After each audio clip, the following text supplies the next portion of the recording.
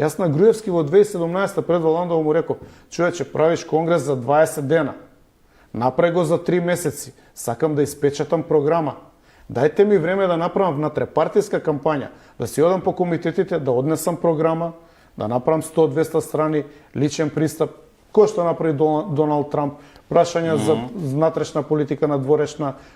Ако ништо друго и да изгубев на таков конгрес, ќе останеше печатен материјал, ќе останеше доказ некаков правец кој што сме сакале да го зафатиме. Вака вие немате нити печатен материјал, нити знаете кој зашто дошол, нити имате ниедна партија нема објавено финансиски извештај.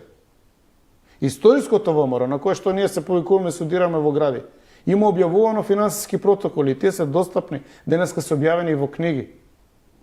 Значи не може партиите финансите да ги водат како коза ностра.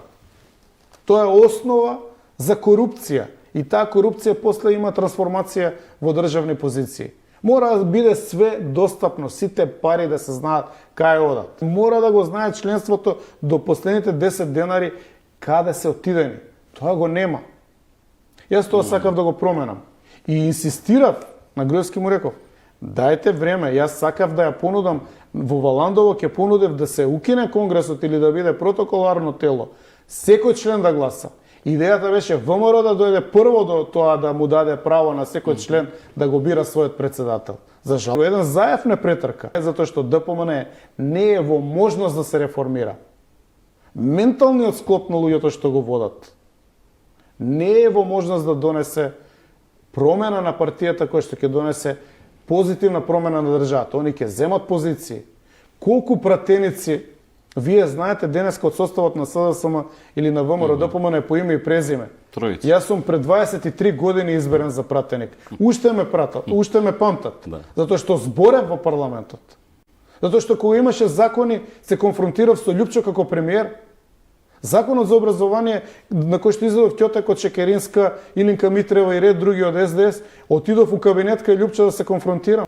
И дојде како премиер пред цела пратеничка група да го објасни мојот став како пратеник. Кај го има тоа сега? Пратениците се само бројка.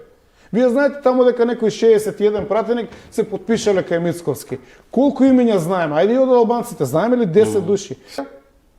Сега ово ми се допаѓа, сега ми е шеф на комитет, па ќе го, бидејќи ме слуша, ми ставил моја слика позади, сега ќе го направам пратеник. Па сега, пошто стварно многу ме слуша, сега од пратеник ќе оставам градоначалник. Значи, за се ги бива.